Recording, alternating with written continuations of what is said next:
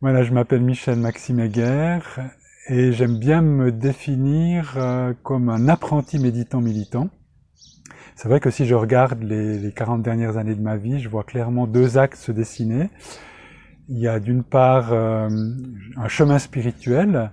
qui, après un passage par l'Inde, le bouddhisme zen, m'a fait retrouver mes racines chrétiennes dans la tradition orthodoxe, dans le christianisme oriental. Et puis un deuxième axe plus engagé, qui est vraiment celui de l'engagement éco-citoyen, avec des études de sociologie, du journalisme, et puis depuis maintenant une trentaine d'années dans les œuvres d'entraide et l'organisation Nord-Sud. Alors le grand enjeu de tout ça, c'est vraiment d'arriver à articuler ces deux axes, c'est-à-dire la dimension de transformation spirituelle, transformation de soi, et la dimension de transformation du monde. Et ça, c'est justement à travers cette figure du méditant militant. Et avec cette idée qu'on ne pourra pas opérer la transition écologique et sociale sans une transition intérieure, c'est-à-dire une transformation intérieure. Et là, un élément clé, c'est évidemment nos relations à la nature, et c'est pour ça aussi que j'ai écrit beaucoup sur l'éco-psychologie et l'éco-spiritualité, notamment deux ouvrages chez Labor et Fides, Soigner l'esprit, guérir la terre, et la terre comme soi-même. Voilà, le livre que je publie s'appelle L'être caché du cœur, et c'est un choix de textes qui sont tirés de la Philocalie des Pères Neptiques. Alors en fait, sous ce terme un peu barbare et ésotérique, c'est en fait une anthologie d'écrits mystiques chrétiens du IVe au XIVe siècle. Et la Philocalie, c'est notamment la source de cette pratique qui s'est beaucoup répandue en Occident et qui s'appelle la prière du cœur, qui est en fait fondée sur l'invocation du nom de Jésus. Alors il y a une trentaine d'auteurs, parmi lesquels des figures très importantes, comme Maxime le Confesseur du 7e siècle, Grégoire de Palamas du 14e siècle, et qui définissent en fait une voie spirituelle qui s'appelle la voie hésychaste, l'hésychasme, qui vient du grec,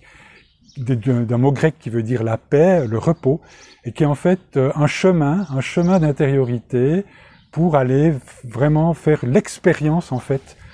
de la lumière divine, de la présence de Dieu dans la création, dans la nature, mais aussi à l'intérieur de soi, c'est-à-dire vraiment cet être caché du cœur justement, et puis aussi dans les saintes écritures. Et donc on a vraiment là un véritable voyage spirituel qui est proposé avec ces écrits, qui passe par la purification du cœur, mais aussi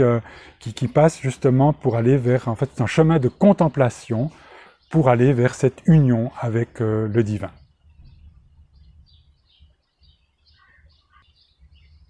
Alors en fait, cet ouvrage était une proposition des éditions Labor et Fides, pour lesquelles je collabore, puisque je co-dirige une collection, la collection Fondation écologique. Et c'est vrai que cette proposition m'a tout de suite titillé,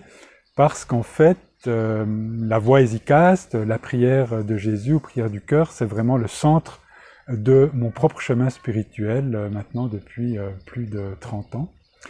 Et donc, c'est vrai que la perspective de travailler sur ces textes, d'en écrire une introduction, c'était au fond une manière de pouvoir replonger dans une mine d'or pour en tirer, j'aurais envie de dire, des pépites à partager, mais aussi pour pouvoir approfondir ma propre pratique et pour pouvoir en fait creuser aussi tout ce chemin spirituel, c'était cette expérience qui est au cœur de cet axe méditant dont j'ai parlé et qui pour moi est absolument essentiel justement pour pouvoir ancrer, pour pouvoir nourrir, pour pouvoir orienter, pour pouvoir inspirer et puis donner toute sa plénitude de sens à mon engagement citoyen, éco-spirituel pour la transition écologique. Et puis je terminerai en disant que finalement, même si ces textes, cette philocalie, ce trésor a été surtout finalement préservé et promu, transmis par l'Église d'Orient, par l'Église orthodoxe, et bien en même temps il est profondément œcuménique et j'aurais presque envie de dire qu'il est absolument universel et qui montre qu'il existe aussi dans le christianisme des voies de transformation spirituelle et qu'il n'y a pas forcément besoin d'aller chercher ça dans d'autres traditions spirituelles de l'autre bout de la planète.